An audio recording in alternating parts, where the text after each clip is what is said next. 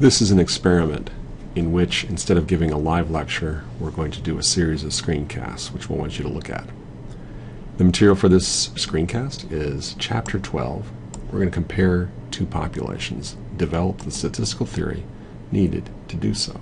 We're going to come up with a model for a data generating process. This model is called the two-box model. Two boxes are going to stand for two populations. So here's a picture. We've got population A, which might be males. Population B, females. Population A, we might have tickets in which we know the wages of the males, and in box B, the wages of the females. One ticket for each member of the population. We're going to take draws from both boxes. We're going to get a sample of male wages with N sub A draws. We're going to get a sample of female wages, N sub B females in our sample. And then what we're going to do is we're going to compare the difference in average wages between men and women. Now, when we do that, we need to come up with a measure of the variability in the outcomes when we draw samples. We need to come up specifically with an SE for the difference of the sample averages. So here's the formula. Here's the idea. The SE of the difference is going to be equal to the square root of the sums of the squares of the SEs for the sample averages from each individual box. So SE of A squared, that's the standard error of the sample averages from box A, the males. SE B squared, that's the square of the standard error for sample averages from box B. Turns out that the SE of the difference is related to the two of them, but through this slightly complicated square root formula. Now, let's move to a spreadsheet. Okay, here's our story. We've got random variable A. It has a mean of 100 and a standard deviation of 12. So we've got, and we're going to take a sample size of 16. We're going to get 16 numbers, and we're going to compute their sample average. Let's do that a few times. Get a bunch of different samples. There's a fair amount of variability, as you'll see in the sample averages. Okay, where does that variability come from? Well, every time we draw from this population, we get different tickets. And we take their tickets, we find the sample average of the tickets, we get a different result. How much variability is there here? Well, statistical theory can help us. If I know that the variability of the tickets in the box, the standard deviation of the tickets in the box is 12, and I know that I have 16 observations, I can work out what the SE of the sample average is using basic formula. Well, here it is. I take the standard deviation divided by the square root of the number of draws. In this case, I got a nice simple answer, which is 3. Turn to variable B. Well, variable B turns out has the same mean and the same SD.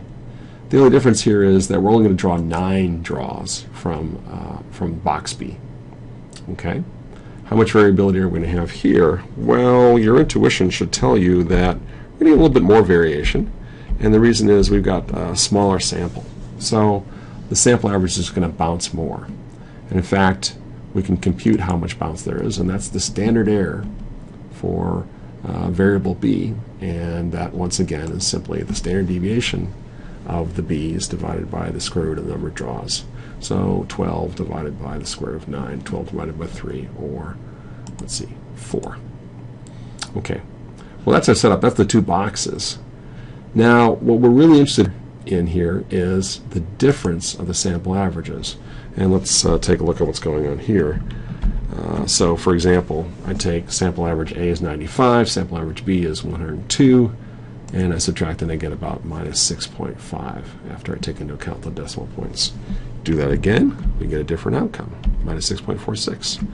Almost exactly the same, 99.72, 99.69, Difference in the sample average is 0.03. How much does this number vary? Well, the statistical theory which we just outlined says, okay, the SE of A is 3, the SE of B is 4, SE of A squared 9, SE of B squared 16. I hope you're following the math here. 3 squared is 9, 4 squared is 16. 9 plus 16 is 25. Square root of 25 is 5. What we're doing is we're simply using this formula. The SE of the difference between the sample averages is the square of the standard error for the first box plus the standard error for the second box. And of course I'm referring to standard errors for sample averages.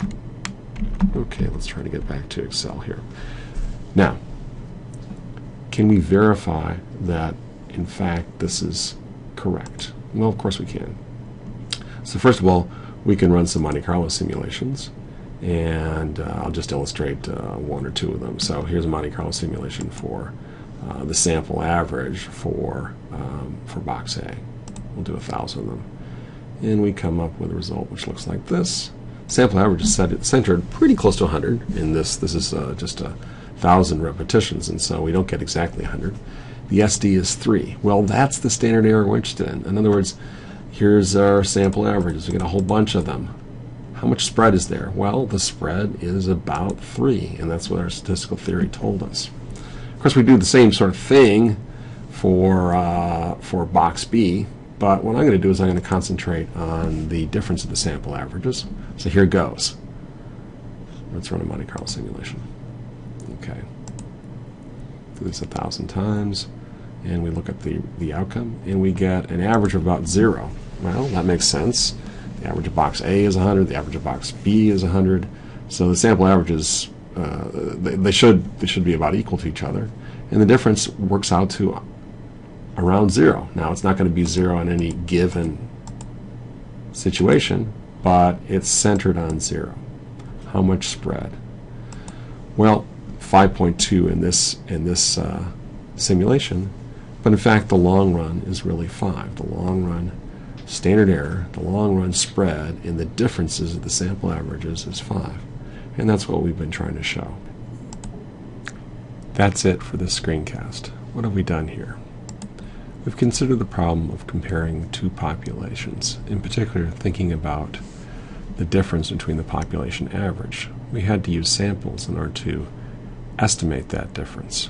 Our setup was this. We had two boxes, each one representing one of the populations, and we drew from both populations, constructed samples, compared the sample averages. A key formula resulted. The SE of the difference of the sample averages is a function of the SEs for the individual sample averages. What are we going to do with this? We're going to do things like this. We're going to use the SE of the difference in order to construct test statistics in which we compare the difference we observe in the sample to some hypothesis about what the difference ought to be. We can make use of the theory of the normal curve to construct a z-statistic, which is going to give us the chances that we'd observe such an outcome. But the SE of the difference is the key scaling factor that we need to be able to do this. Thanks for watching. See you soon.